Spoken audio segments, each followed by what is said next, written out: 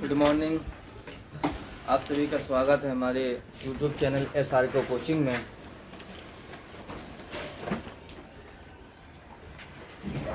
आप लोगों को पता ही है कि एग्ज़ाम नज़दीक आ गए हैं और रिवीजन चल रहा है और हम लोगों ने 2 रैखिक समीकरण कंप्लीट कर लिया था और अभी हम लोग द्विघात समीकरण के कुछ इम्पॉर्टेंट क्वेश्चन जो है वो करने वाले हैं। और जो पैटर्न पे क्वेश्चन, चाहे बहुविकल्पीय हो, चाहे शॉर्ट टाइप हो, लॉन्ग टाइप हो, जैसा भी हो, जो भी द्विघात समीकरण से पूछता है वो सब हम लोग अभी करने वाले हैं। ठीक, तो बहुत ज़्यादा बात नहीं करेंगे और सीधे सीधे जो है क्वेश्चन की हम बात करेंगे।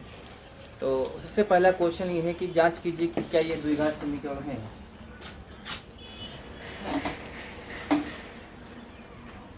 जांच कीजिए कि यह द्विघात समीकरण है या नहीं। एक्सरसाइज की बात करें तो 4.1 है, चैप्टर भी आपका 4 है। सबसे पहले हम आपको बताना चाहते हैं कि द्विघात समीकरण होता क्या है, बहुत जल्दी से। तो पहले समझ लीजिए कि द्विघात समीकरण होता क्या है। द्विघात समीकरण का मतलब देखो, जो जनरल फॉर्म होती है वो समझो पहले नंबर। द्विघात समीकरण होता है x² + bx + c = 0। ठीक, पास में आ गई। मतलब जो द्विघात समीकरण होगा उसमें ये वाला पद का होना बहुत जरूरी है, बस इसका होना बहुत ज़रूरी है। सर अगर ये भी हो सर, इस साथ में ये भी हो सर कि x³ हो + bx² हो + cx हो + b = 0। ठीक, तो सर इसमें भी bx² आ गया, लेकिन ये द्विघात समीकरण नहीं है। केवल जो शुरुआत होगी, सबसे बड़ी घात जो है वो 2 होनी चाहिए, बस उससे बड़ी नहीं होनी चाहिए। आई बस में जिसमें 2 घात वाला केवल टर्म होगा वही द्विघात होगी, और 3 घात वाला आ जाएगा तो वो द्विघात नहीं है। बात समझ में आ रही। इसमें एक चीज ध्यान रखिए कि इसमें जो a है कोफिशिएंट ऑफ x², वो ≠ 0 होता, मतलब ये नहीं 0 होना चाहिए। इसका मतलब यही निकलता है कि x का पद होना चाहिए। ठीक है, कोई समस्या नहीं है अगर a x² है और + c है, b नहीं है, ये द्विघात समीकरण है। समझे कि नहीं समझे। और अगर ऐसा हो जाए bx + c = 0 हो तो ये द्विघात समीकरण नहीं है, लेकिन ये है। ठीक है, तो पहले नंबर तो ये समझो। मेरा कहने का मतलब यही है कि जिसमें x² वाला अवयव आ गया तो वो 2 घात वाला अवयव आ गया तो वो आपका द्विघात समीकरण होगा। आई बात में नहीं, बात समझ आई। अब आ जाओ इसकी जांच करने, जैसा कि क्वेश्चन में कहा गया, जैसा कि क्वेश्चन है वो समझिएगा। तो क्वेश्चन एक हमने लिया कि क्वेश्चन में पूछा गया x + 1, पहला ही पार्ट है, पहले ही पार्ट हम आपको बता दें, x + 1 का होल स्क्वायर। ठीक है, और = कितना है 2 ब्रैकेट में 1 + x, यही ना। अच्छा x - 3 है, सॉरी x - 3, कुछ भी ले सकते हो, कोई दिक्कत वाली बात नहीं। क्वेश्चन तो कैसा भी हो सकता है ना। ठीक, अभी क्या करना, आप बता नहीं सकते किस के द्विघात समीकरण है। हमने आपको बताया कि x पे 2 घात होनी चाहिए, लेकिन यहाँ क्या x + 1 पे होल स्क्वायर लगा हुआ है, थोड़ा सा सॉल्व करना पड़ेगा, फिर चेक करेंगे इसको हम। तो यहाँ a + b का होल स्क्वायर खोलिए, a + b का होल स्क्वायर, तो x² + 1 का स्क्वायर 1 + 2x, 2ab होता है कि नहीं होता है। और यहाँ 2 मल्टीप्लाई कीजिएगा तो 2x होगा, 2 × 3 = 6 बेटा। देखो प्लस का 2x कट गया कि नहीं कट गया, -6 इधर लेके आओ, x² + 1 माइनस का 6 इधर आके प्लस का हुआ कि नहीं हुआ, और 1 और 6 को जोड़ा था तो कितना आ गया, x² + 7 = 0। क्या ये द्विघात समीकरण है या नहीं है। ये द्विघात समीकरण है, ये द्विघात समीकरण है। क्यों है, क्योंकि इसमें x² वाला पद है। ठीक है, मैंने आपको पहले ही बता दिया, ये वाला नहीं होगा चलेगा, ये वाला नहीं होगा चलेगा, लेकिन ये वाला अगर नहीं है तो नहीं भी चल पाएगा, बिल्कुल। ठीक है, बात समझ में आ गई। तो वो कुछ भी हो सकता है, लेकिन द्विघात नहीं होगा, फिलहाल रैखिक होगा अपने। ठीक है, बात समझ में आ गई। चलिए आगे बढ़ते हैं, हम लोग इससे क्वेश्चन करेंगे। दो क्रमागत संख्याओं, ये थ्योरी वाला क्वेश्चन शुरू हो गया। यहाँ से थ्योरी वाला क्वेश्चन शुरू हो गया। तो ये तो समझ में आ गया। इस तरीके से ये जो क्वेश्चन पूछा जाएगा ये बहुविकल्पीय में पूछा जाएगा। ठीक है, चलो आगे बढ़ते हैं हम लोग।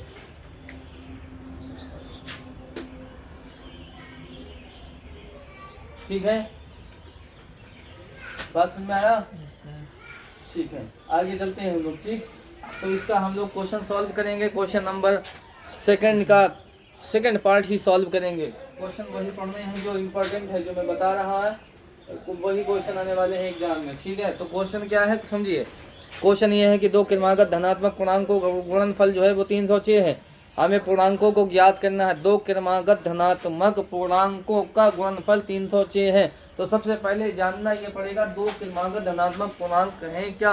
पूर्णांक प्लस का भी होता, पूर्णांक माइनस का भी होता, लेकिन इसमें ये कहा गया कि धनात्मक पूर्णांक, तो आपको धनात्मक पूर्णांक ही लेने हैं। बात समझ में आ रही कि नहीं आ रही? धनात्मक मतलब प्लस की लेने हैं दोनों पूर्णांक। और क्रमागत बात भी कही गई। क्रमागत का मतलब होता क्रम से, जैसे 1 के बाद 2 आता, 2 के बाद 3 आता। ये नहीं कि 1 के बाद 4 ले लिया, 4 के बाद 6 ले लिया, क्रम से क्रमागत। बात समझ में आई?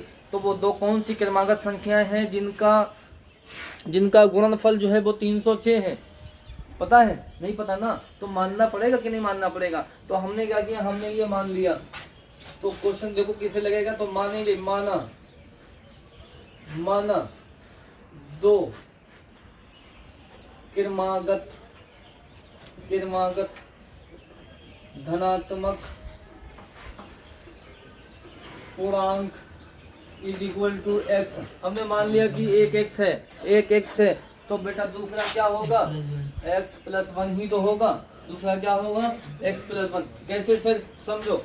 जैसे मान लो ये मेरे पास में x है और सपोज कर लो कि x का मान 1 है, तो x की जगह पे 1 रखा, आपने नहीं रखा। उसी तरीके से देखो यहाँ पे x प्लस 1 है, तो आपने 1 प्लस 1 किया, तो 1 जोड़ो तो कितना आया? तो 1 के बाद बोलो 2 नहीं आता क्या, 5 आता है। 1 के बाद 2 ही तो आता है। इसी तरीके से मान लो 13, ये x की जगह पे मैंने मान लिया ये 13 है। कितना मान लिया, x 13 है, तो x की जगह पे यहाँ 13 रखोगे तो बोलो कितना मिलेगा, 13 प्लस 1 होगा कि नहीं होगा? तो 13 और 13 प्लस 1 कितना हो गया, बोलो 13 के बाद 14 आता कि नहीं आता है? तो क्रमागत संख्या ऐसी होती है। बात समझ में आ गई? तो मेरा कहने का मतलब एक हमने x मानी, क्रमागत संख्या का मतलब होता है जो भी आपको एक संख्या पता है उसमें 1 ऐड कर दो, तो उसके बाद वाली जो दोनों संख्या बनेंगी अब वो क्रमागत संख्या होंगी। बात समझ के नाम से होगी। ठीक है, इसमें कोई वो नहीं है ज़्यादा। तो बात समझ में आ गई? बस यही दो संख्या हमने मान ली। ऐसा क्वेश्चन में कहा गया तो उसको देखना है। अब क्या कहा गया, यहाँ लिखेंगे प्रश्नानुसार। तो प्रश्नानुसार कहा गया कि दोनों संख्या जो क्रमागत है उनका गुणनफल, क्या कहा गया, गुणनफल। तो गुणनफल बेटा x plus 1 is equal to कहा गया क्वेश्चन में 306। गुणनफल कितना है, 306 है। तो पूर्णांक याद करने हैं, तो आप क्या करेंगे, x की गुणा करेंगे पहले, x से x स्क्वायर बनेगा, x की 1 से करेंगे तो x आ जाएगा, इज इक्वल टू 306 आ जाएगा। ठीक है, बात समझ में आ रही कि नहीं आ रही? आगे देखो, अभी क्या करना, 306 को आप इधर लेके आ जाओ बेटा, पक्षांतर कर लो, x स्क्वायर प्लस x और यहाँ माइनस का 306 हो गया, इक्वल टू 0। ये बेटा क्या बन गया, द्विघात समीकरण बन गया कि नहीं बन गया द्विघात समीकरण? अभी फैक्टर करना आपको हमने नहीं सिखाया, हालांकि सिखाएंगे भी हम, उसका रिवीजन लगवाएंगे। तीनों विधियां लगवाएंगे, आप गुणनखंड विधि लगवाएंगे, पूर्ण वर्ग विधि से भी समझाएंगे, और उसके बाद में हम आपको समझाएंगे द्विघात सूत्र से भी मूल निकालना सिखाएंगे। ठीक है, तीनों विधियां पढ़ेंगे, तीनों विधियों पर एक एक क्वेश्चन करेंगे हम लोग। ठीक है, तो यहाँ से हमें क्या करना है, फैक्टर करना है। तो फैक्टर करने के लिए बड़ी संख्या आ गई 306 के क्या करना है, टुकड़े करना है। क्या करना है, क्या करना है, तो टुकड़े करो बेटा 306 के जल्दी से। 2 एकम 2, 1 बचा 0, 2 पंजे 10, 2 और 2 तियां 6। ठीक है, उसके बाद में देखो किससे कट जाएगा बेटा, देखो ध्यान से, किससे कटेगा, 3 पंजे 15, 3 से बेटा कट रहा है आराम से, 3 पंजे 15 बेटा, और 3 एकम 3 बेटा। ठीक है, उसके बाद अभी भी 3 से बेटा ये कट रहा है। ठीक, तो देखो 3 एकम 3, 3 सत्ते 21 बेटा। ठीक है, और बेटा 17 तो खुद से ही कटता है, क्योंकि ये क्या प्राइम फैक्टर है, प्राइम नंबर है कि नहीं है, ये प्राइम नंबर है। तो यहाँ से 17 एकम बेटा 17, ठीक है। उसके बाद देखो इसके टुकड़े होगा 306 के, तो देखो बेटा 2 3 6 6 3 18, 18 और 17 की गुणा करेंगे, बोलो कौन बचेगा? 306। तो ये फैक्टर मिल गए। देखो अभी 18 और ये 17, बेटा 18 में से 17 को घटाओ, बोलो यहाँ कितना है? x का गुणांक कितना है? 1 है। यहाँ से बेटा आपको हम फैक्टर भी सिखा रहे हैं गुणनखंड विधि से, ठीक है। साथ ही साथ तो फैक्टर भी हम आपको सिखा देंगे। x² प्लस x आपने ऐसे लिख लिया, उसके बाद में आपने लिखा जो बड़ा नंबर होगा वो पहले, छुटका वाला बाद में बेटा, ठीक है। तो यहाँ आ गया 18 और माइनस का 17, 17 और माइनस 306 इज इक्वल टू 0, ठीक है। अभी क्या करना है? x से गुणा करना है, तो x से अंदर गुणा कर दो। x² प्लस x की 18 से की 18x, x की माइनस 17, 17x आ गया बेटा आपका। साथ साथ में चिन्हों की भी गुणा होती है, हालांकि यहाँ प्लस है तो कोई फर्क अंदर पड़ने वाला है ही नहीं, ठीक है। तो माइनस 306 इज इक्वल टू 0, ठीक बेटा। अभी जोड़े बनाना रहता है, ठीक, जोड़े बनाना है और कॉमन लेना है। तो यहाँ से कॉमन आपने क्या मिलेगा? जो सेम होता वही बेटा कॉमन होता। तो देखो दोनों जगह पे x है कि नहीं है? तो x आपने कॉमन लिया, क्या हुआ? x प्लस 18 आया, ठीक। x यहाँ से कॉमन आ गया, x यहाँ से 2x था, यहाँ पे 1 बचा, यहाँ पे 18 बच गया केवल, ठीक बेटा। आगे देखना है आगे क्या कॉमन मिल रहा है यहाँ पे। यहाँ 17 है, यहाँ 306 है, लेकिन 306 के फैक्टर में अभी आपने देखा कि एक 17 भी है, एक फैक्टर 17 भी है।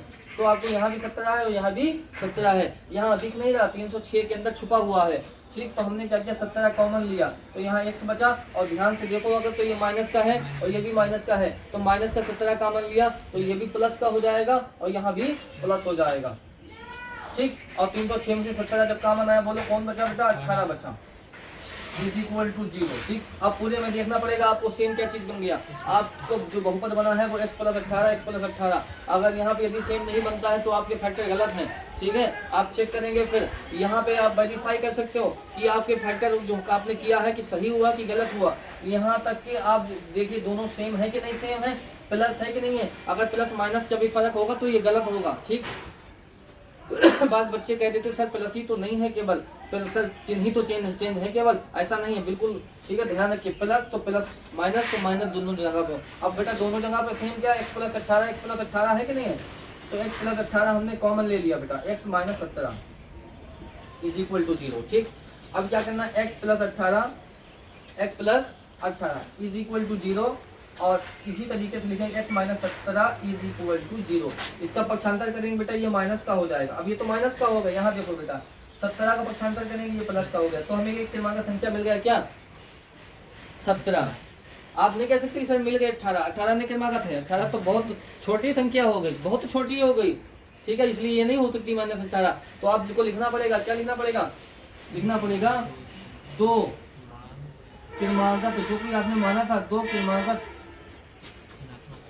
तो पूरी बात लिख लो, 2 क्रमागत धनात्मक पूर्णांक। आपने माना था 1 x माना था, 1 माना था x प्लस 1, यही तो माने थे बेटा। x आपके पास जो प्लस वाला है वो आपको लेना है कितना? 17। उसके बाद ये x की जगह पे 17 रखेंगे और 17 प्लस 1 कर देंगे, तो 17 प्लस 1 बेटा 18। तो देखो 17 के बाद कौन आता है? 19 आता, 20 आता है, 18 आता कि नहीं आता? देखो आ गया कि नहीं आ गया? बस यही 2 क्रमागत संख्याएं हैं, इनका गुणनफल कितना है? 306। बहुत जबरदस्त क्वेश्चन है, ठीक है। थ्योरी वाला क्वेश्चन था, क्रमागत संख्या पे क्वेश्चन पूछा जा सकता है, ठीक।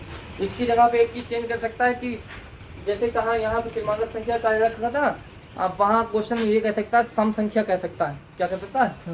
सम संख्या कह सकता है। तो उम्मीद है क्वेश्चन तो समझ में आया होगा, तो इसको जल्दी से नोट कर लीजिए, स्क्रीनशॉट ले लीजिए।